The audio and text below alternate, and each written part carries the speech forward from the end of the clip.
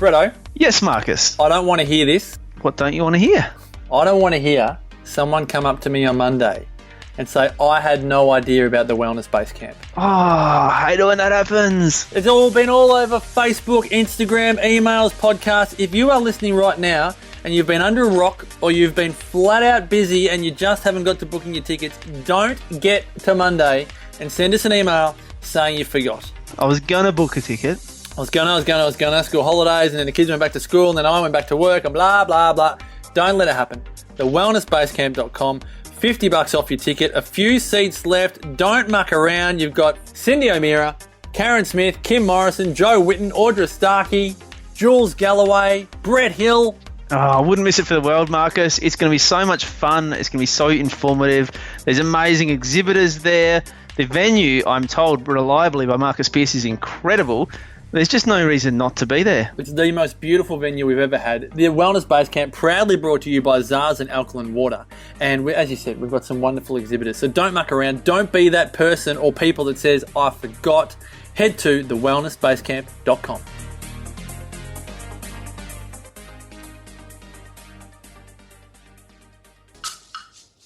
TheWellnessCouch.com, streaming wellness into your lives.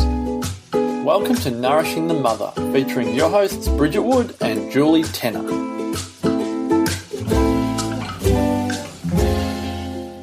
Hello and welcome to Nourishing the Mother. I'm Bridget Wood. And I'm Julie Tenner, and today's podcast is When the Mothership Falters, What Do You Do? Now, it may seem a bit abstract, but really where we want to take this is when you've hit a limit and all of a sudden you've stretched into yelling or screaming or parenting in a way that you perhaps were parented and swore you never would. What is going on there and what you actually want to do with that? Before we get there, I just want to remind you to jump on to nourishingthemother.com.au, and on the homepage there, sign up to join our tribe. It's just a button where you pop in your email address so that once a week we can send you an email with all the links for everything that we've put out in the world and a small blurb about them, so you can pick and choose where you'd love to dive deeper. And occasionally, if Bridget and I have had an awakening or a really, deeper kind of vulnerable story between ourselves and our lives, that we would send you another email just talking about that, because sharing of story is often how we learn and we gain wisdom, and we certainly think that's what this Conscious Mama tribe does. So sign up to join our tribe on nourishingthemother.com.au. So, Bridget. Yeah, so this topic really came about because I was doing a lot of self-inquiry around my morning and how we tend to manage the big frustration feelings, or the big, perhaps sometimes the guilty feelings that can come up in us when we run our day or run our family in ways that we wouldn't normally like to, that don't align with our values.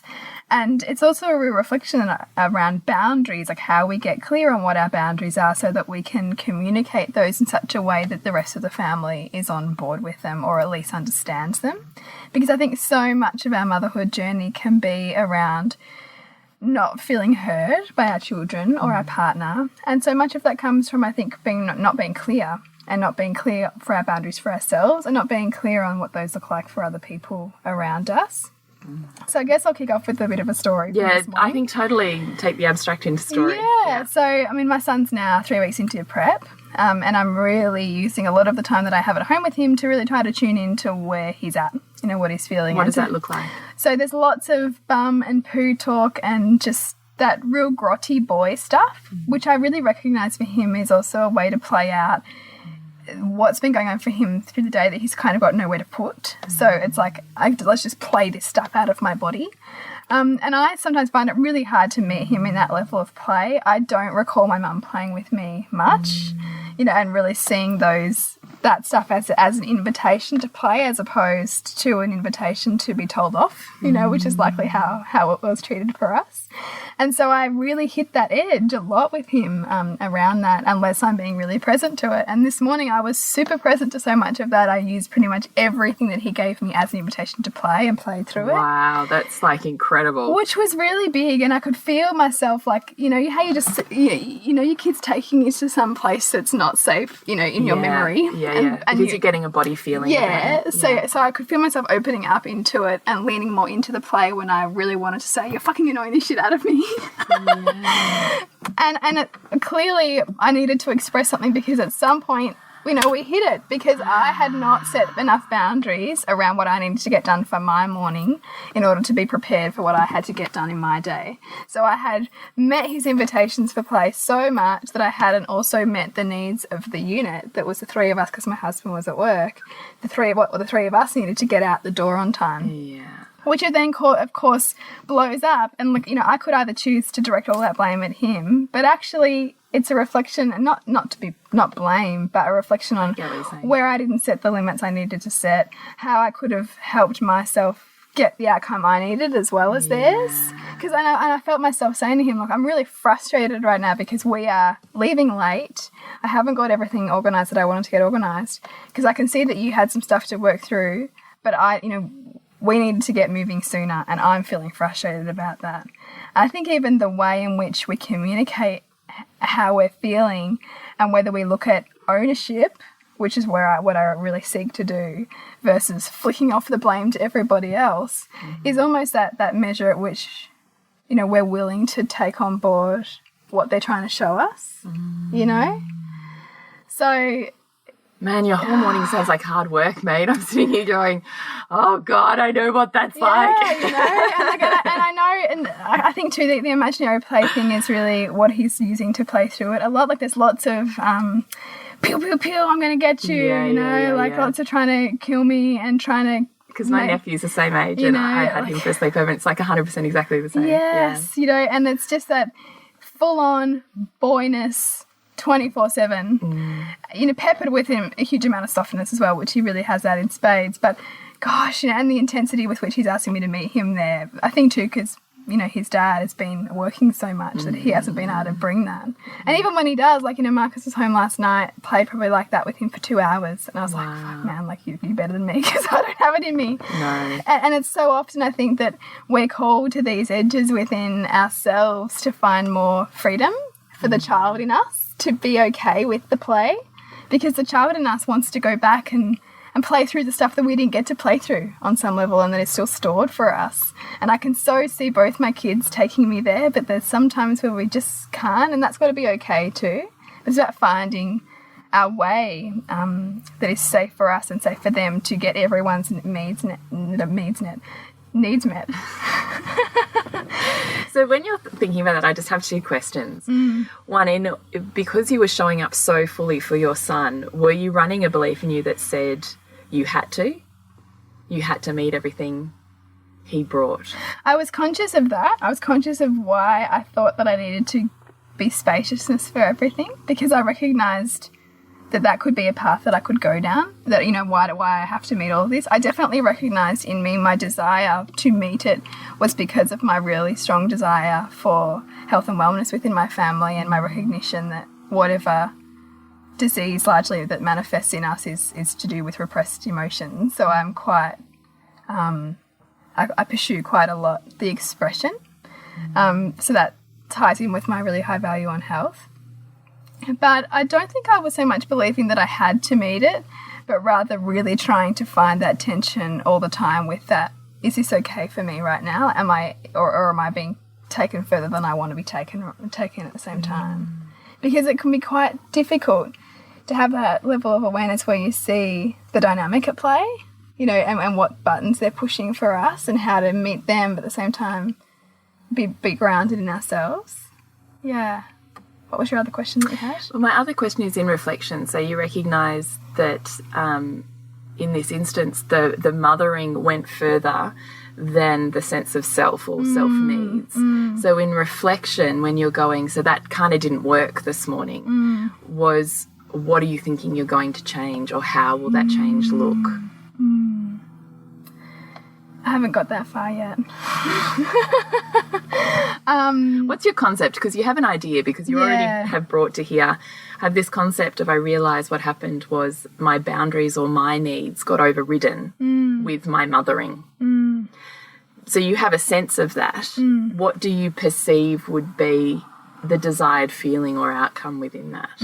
I think the I would like more, and I don't know if this is too much, but I'd like more agreement on what we need to achieve to get, our day done or our morning done from the other members of my family. I'm not expecting that from my toddler, but I would like more ability for Hugo to acknowledge what we need to, do. And like, yes, you want this from me, but I can't give you that until we do X, Y, Z, because there's still not a lot of awareness around the things that need to happen before I can do this with you, is this, and this.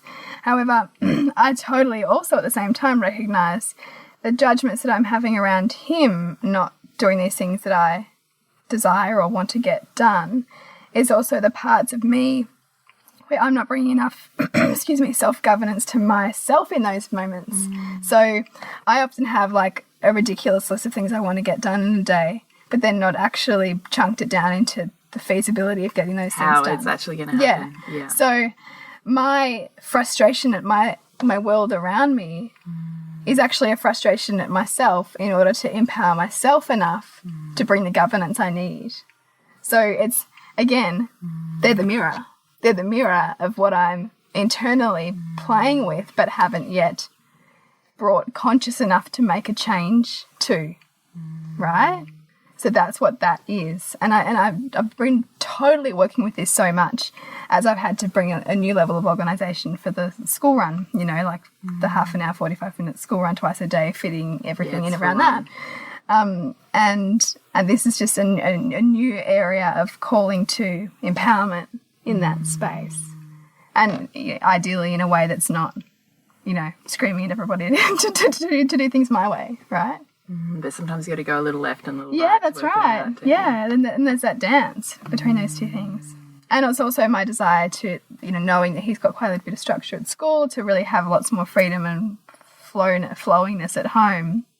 But recognising that the flip of that is if I allow too much of that, then there's not my needs that get met, Like there's not the other things that need to get done if I allow too much flowiness, right? It's always looking for that equilibrium point. It's the balance of the masculine and feminine, isn't it? Because we want to diss the masculine. And so I think a lot of our tribe goes, I've lost connection with my feminine. But the flip is there are drawbacks to the feminine, to being so in flow that there's chaos versus being so structured that there's no movement. Well, there's being so structured that there's lack of vitality because you're so structured. So, and I think we're all working within how do we consciously manage those energies.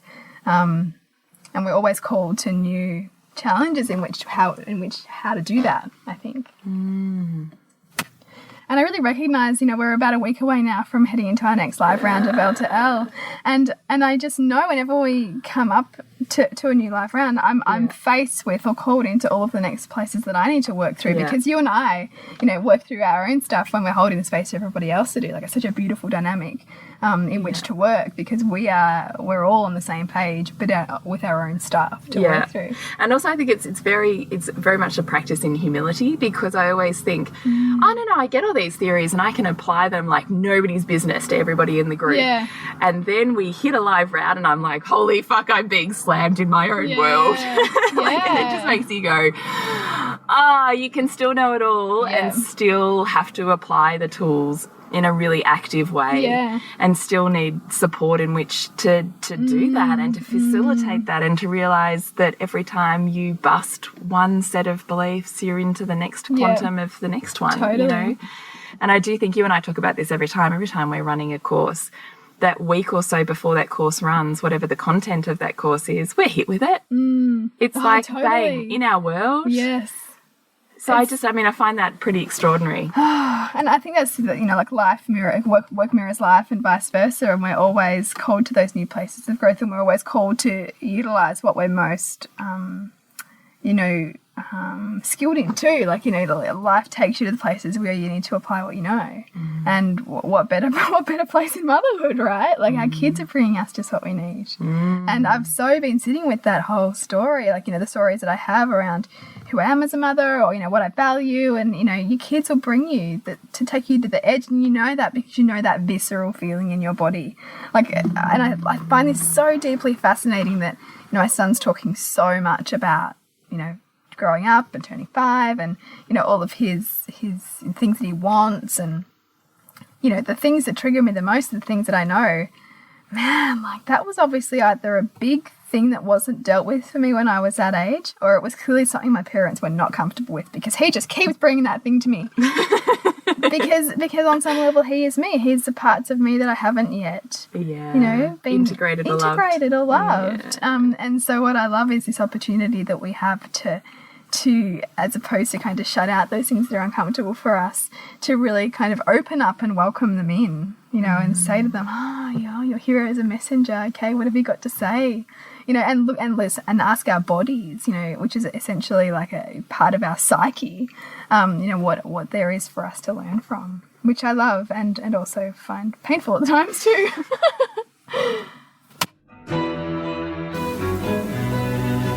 We know it's easy to lose yourself in motherhood. To be tapped out and touched out, to forget who you are and what you're worthy of, to fall short of the mother you thought you should be. Ouch. This is why we created the Loathing to Loving program. We want you to open up, to show up and transform what you believe is possible for you as a woman and as a mother, because you're both, and we don't want you to give up one in order to be the other. For $249, you'll spend 5 weeks online with us with lifetime access to 4 modules where we give you the toolkit for understanding what's happening in your world and how to transform it.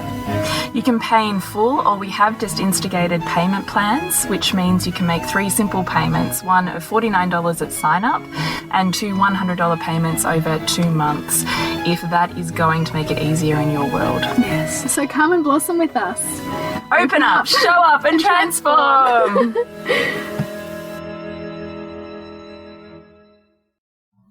So how's your mothership going this week, Jules? Oh, my mothership is fucking slammed. I just feel like I've been hit by a bus. You're sailing the high seas right now. Oh, God, I really am. It's just been an intense week. I've had both my younger girls get sick again. Oh, wow.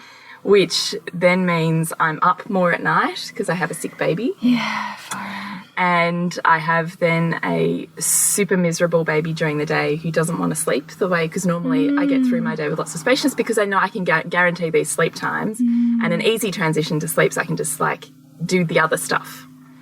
And I have not had that this week. That's hard. And on top of that, then I've had my 4-year-old sick again, which follows on from like a solid month of being sick. She has just not got well.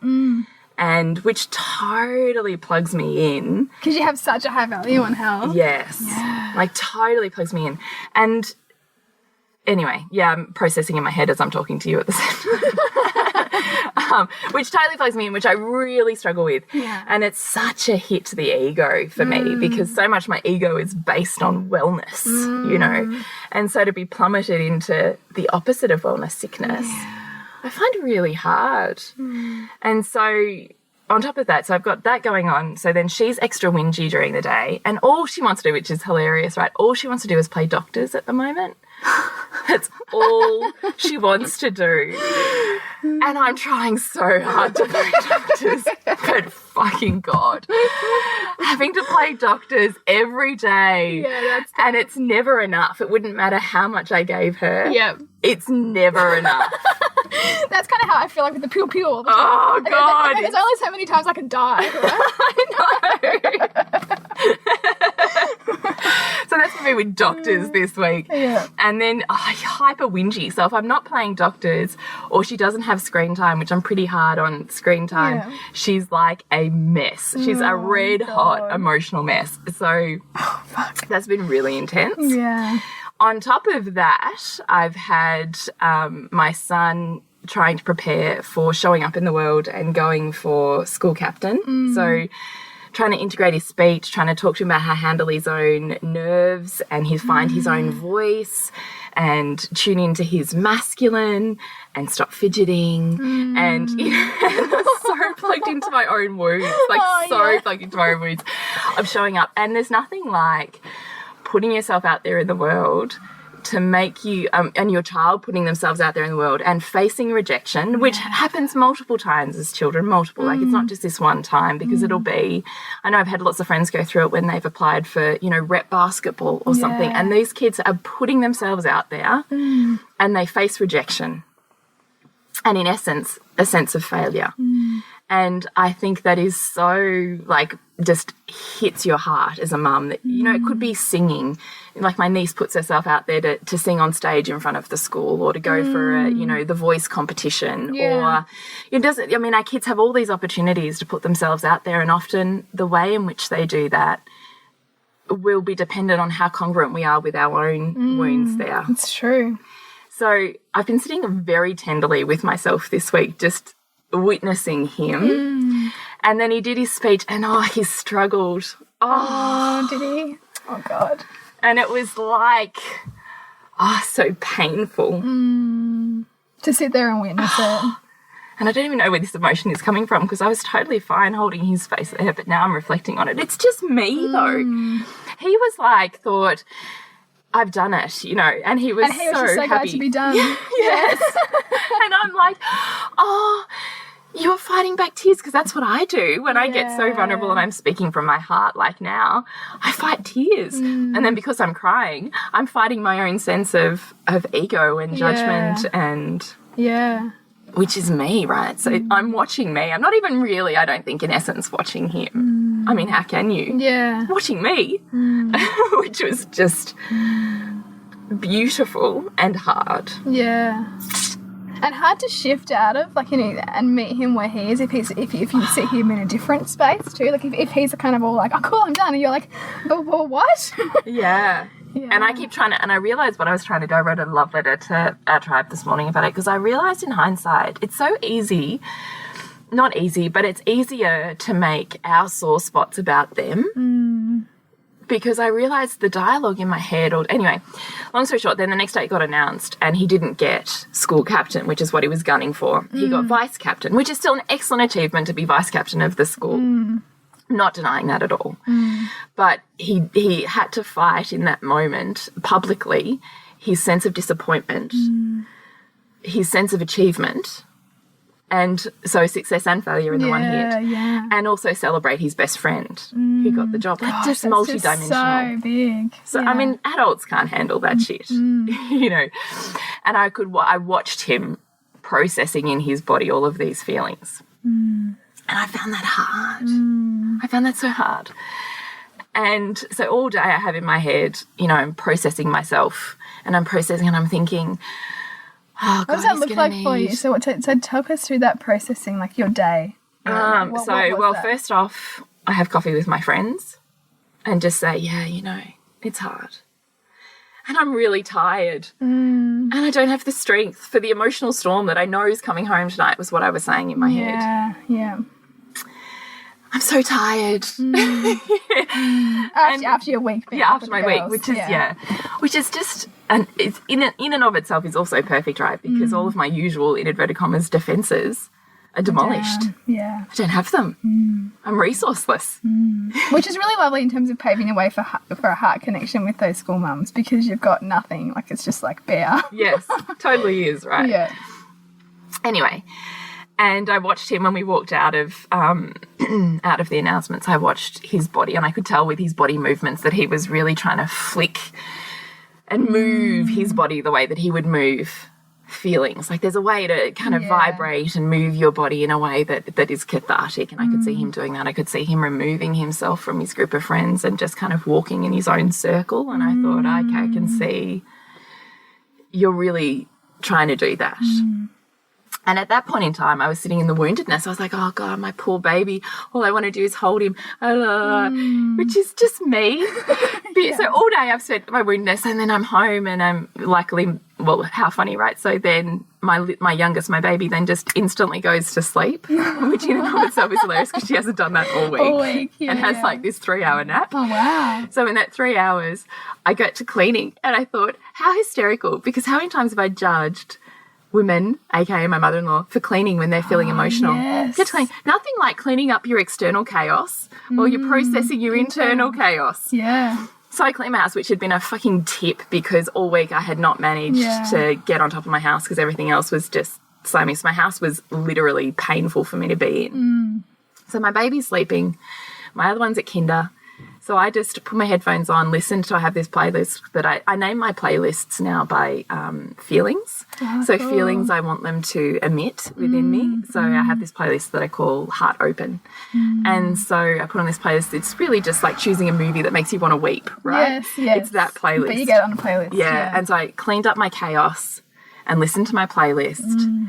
And I wrote a blog, which I turned into a letter for our tribe. And then I realized it was like just a personal experience of journaling. So I really got to sit in the tears of watching him and then in processing all of the feelings I had while I was thinking about him all day and thinking about how I was going to approach him when he walked in the door from school at night.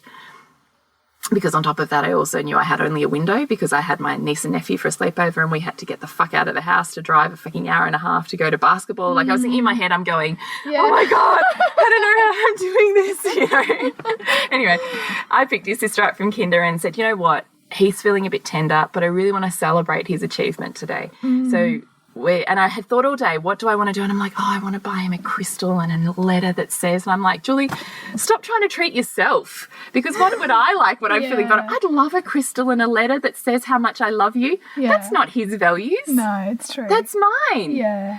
And so I really had to sit with what are his values. And I'm like, I know food is his value. There's nothing he loves more than being able to break out of any sort of strict routine and just eat cake and lollies. And I thought, and so again, facing my value on health, right? And I'm like, stop talking in your values, Julie. If I gave him a crystal, he'd be like, oh yeah, thanks. Yeah. But it wouldn't hit a sweet spot for him. So Which is really humbling, right? Because we all do this. We so often project our values set onto other people and think that they should be appreciative for our generosity. But if it's not what he loves, it's not going to resonate. No. So I took my youngest to the shops and we went and bought essentially a plate full of his favourite lollies and chocolates. And I thought, okay, this is actually great because I'm going to put this on a plate in the middle of the kitchen table. And he's going to walk in the door and Lolly and I'm going to be like, woo, we're so proud of you. Come have the celebration, plate of lollies, which invites him who likely will want to deflect from any sort of emotional intensity. It invites him into a space where it's created because he wants to be there eating. And then it creates a circle of, it's just me and the kids, but a circle of family connection and opportunity to have the important, aka unimportant conversations. Yes. You know. So I thought, this is my plan. So he walks in the door and I'm feeling still so tender. I'm so ready to hold all of his heartbreak. And he walks in the door and he's like, hey, how you going? And I was like, I'm looking at him trying to get eye contact and going, how are you going? He's like, yeah, I'm good. I'm like, congratulations, blah, blah, blah. We do the celebration, we sit down and he's thinking this is fantastic. He's eating his Redskins and his Maltesers. Yeah. And I'm going, you know, how are you feeling about today? He goes, yeah, I'm fine. And I'm going, hang on a minute. What? Surely he's masking something here because I'm still feeling so vulnerable for him. Yeah. This is masked. It's just masked. I love this. So I go in with my usual steps, which will 100% trigger him. So intense eye contact, touch, close body space, like invasion of his, you know, personal bubble, as he calls it. Go in with all of that, and he meets me every time. Meets my eye contact. I can feel the resonating love back. Looks me as I'm touching him. No, I'm really good. I'm really happy for Zave, and I'm still part of the leadership team, and it's going to be great. And I'm doing it with my friends. And I'm like, what? And then we ate the plate of lollies and he's so fine. I can't tell you how fine he is. Wow. And I walked away at that and I almost had to have like a cathartic laugh at myself and go, you're so fucking egotistical, Julie. Like, you all day, you've been so sure this is about your child and it's just about you. Like, how ironic is that, right? God, yeah. And I just thought of all those times and all those conversations we've had in our members group. Yeah. We're going, oh, this happened to my child today and I want to know how to hold the space for them and blah, blah, blah, blah. Yeah. And in actual fact, it was all about me. Yeah. Because what I realised was what I'm viewing as pain, he's taking completely differently. So, and yes, he experiences the initial feelings of disappointment and loss, but he has a foundation and a toolkit to know what he needs, to know how to do it on his own without me, which is actually the whole purpose of motherhood, is the handing over of that power, not the holding of it. Yeah. Which is what I want. But how much did I want it to? I wanted him to be that with me. I wanted to do that for him. Yeah. I wanted to take it on and say, you don't have to, I will take it, I will do your pain for you. We'll do it together. And you wanted that heart opening connection and that on the other end. Yeah, but what he's done is done it all on his own and completely come to a place of congruence. And I wonder in the background also, as I'm parenting myself during the day, because I'm also looking at, okay, what do I need to do to be ready to hold his space? What do I need to do to be ready to hold it? And I'm thinking about him all day, and I'm constantly working on my heart to keep opening it to softness and vulnerability through music and sensuality and the way that I'm in my body during the day. How much is that in a quantum entanglement doing that for him anyway? Absolutely. And you would have also been looking at all of the benefits he was going to get out. Yeah, so I'm looking at all the benefits of challenge, because I know in my head, I know that challenge and pain serves. I know that. But when I'm witnessing in my child and it's hitting my trigger, my heart is breaking. My heart is breaking. And so, but at the end of all of that, just to be able to laugh at myself and go, fuck, it was never about him anyway. And I just thought, how many times do we do that? Yeah. How many times do we label our conscious parenting journey as for them, but it's for us? And even the whole concept, and I'm aware of this, is, of creating a space to listen to them, is largely from our own void of not feeling heard. Because I think about that all the time. One of my biggest things is, being spacious enough to listen to what they bring me and to be able to resonate with that and create space for that and an opportunity to hear it as opposed to shut it down. And that's simply because the child in me is still looking to be heard. And so I'm therefore highly valuing the opportunity that I can give my children to be heard. So if I was to totally reframe and look at all the times that I was actually heard when I think I wasn't, would I then show up in a different way to my children? Quite possibly, depending on how big that void is. And that is why so much of our gift to our children is our own healing. It's our own ability to heal what we can recognize as our stuff, so we can show up and allow them to be more authentically who they are. It's so profound. I love that. I love that. Totally candid, Oh, description. God. But it did also make me think, and in the lead up to Loathing to Loving, I don't want this to sound like a sales pitch, because it's 100% not, but it did really make me sit with, this is the whole point of Loathing to Loving, right? This is the whole point. And I thought I had this heart connection to the tribe that we have online. And I just thought, this is the whole point, right? Because the point of what we're trying to do is work our own shit out enough that our children have a freer path. That's what Heath did. He had a freer path because I was working out my own shit, even when I thought it was about him. But I still had a toolkit to do that with. And I just thought, I don't even know, but I can't put it in words, but I had this body feeling of, this is so important, this work. And, it can so be judged as this frivolous thing, or, what's the point, or self-development, blur. And yet here I was witnessing this, human in action, growing up literally before my eyes, and having the opportunity to do that for myself. I can't even, I just thought this gig is so profound, right? The entanglement is so profound, and this work we do is so important. And I just want these beautiful, darling mothers that are in the world who are feeling so raw and open, just like me.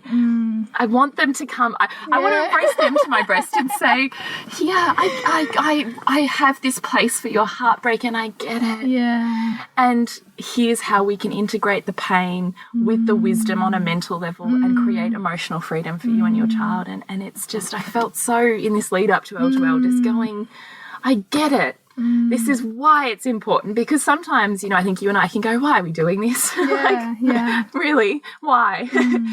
And then I have these moments and I just think, this is why. It's just beautiful.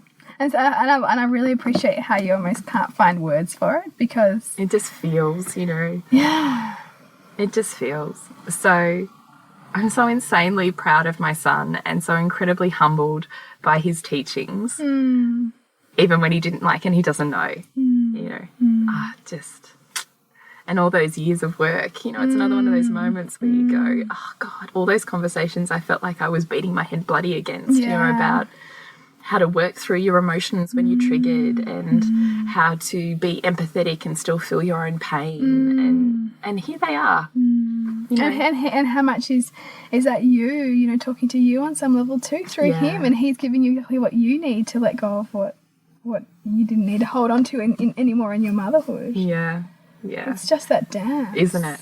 So I want to say, please come and say yes to Loathing to Loving, because it's just, you know, meeting you and pulling this together in a really concise way, Bridget, has literally been life-changing for me. And I know it is for so many women in our group, because we hear about that all the time, but I'm really being completely honest, it really has been life-changing for me. And I could kiss the ground with gratitude that you and I found each other in this world and created this, because for me, it's been amazing. For your birthday, I wrote in your card, I said, I'm so glad that the universe and our intense polarization that brought us together. I know, I giggled when I read that in my card too. Because that's how perfect it is, right? Like, and even the values that we hold, and even if particularly in our tribe they might be a little bit counterculture, they are bringing you exactly what you need to grow. Like, they brought Jules and I together, you know, which is just, you know, as we and say, they brought we're you to so this tribe, grateful. right? Yeah, and you found this podcast and you found this community. Yeah, that's right. So don't diss it either, you know. No. And if it's important enough to you to show up for, then it's important for you to invest in a really big way.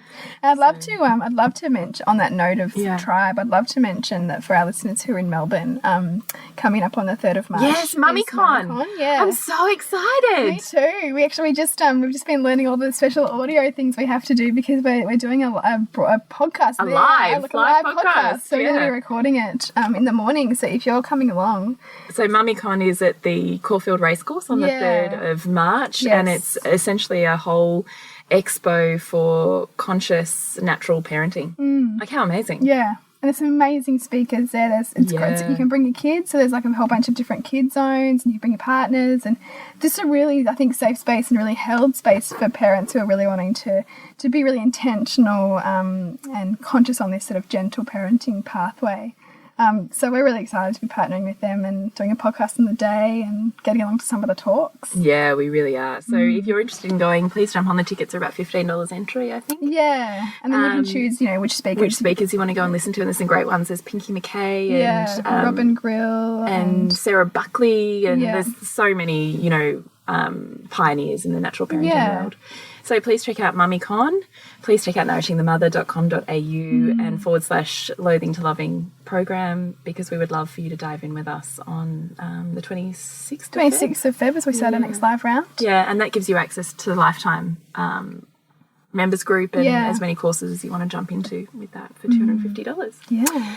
So please connect with us on nourishingthemother.com.au, Nourishing the Mother on Facebook and Instagram. We love your messages. We love what's resonating with you, so we can hopefully expand those conversations a bit more. So please keep communicating. Thanks so much for tuning in and, you know, once again, listening to our tears and our heartbreak and our heart open. You know, it's really lovely to actually have a space and a group of women who, you know, will hold that. Yeah. It's great. Absolutely. And to connect with you? It's suburbansandcastles.com. And your next movie? It's a really fantastic film coming up in March, and it's all around a group of kids on the autism spectrum and just their incredible determination and inspiration to get in the pool and just it's called Swim Team, and it's an amazing film. So when you were talking to me about it, you were really inspired. You were really fascinated by the parenting journey. Yeah, that was what I was most interested in. It's funny, I interviewed the filmmaker, and she's like, you're really able to pick up the narrative, like, you know, construction of this film. I'm like, I have a really high value on parenting, and I just wanted to know all of their parenting styles. So I was analysing all of those, and I found it fascinating. And,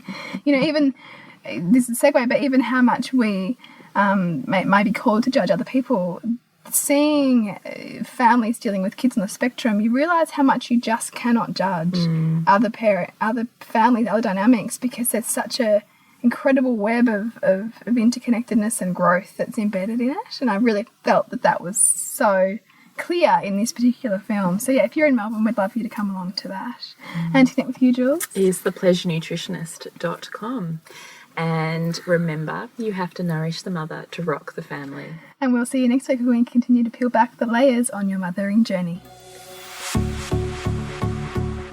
This has been a production of TheWellnessCouch.com. Check us out on Facebook and join in the conversation on Facebook.com/TheWellnessCouch. Subscribe to each show on iTunes and check us out on Twitter. The Wellness Couch, streaming wellness into your lives. Whilst the Wellness Couch presenter endeavored to provide accurate and helpful information to their listeners, these podcasts cannot take into account individual circumstances and are not intended to be a substitute for health and medical advice from a qualified health professional. You should always seek the advice of a qualified health professional before acting on any of the information provided by any of the Wellness Couch podcasts.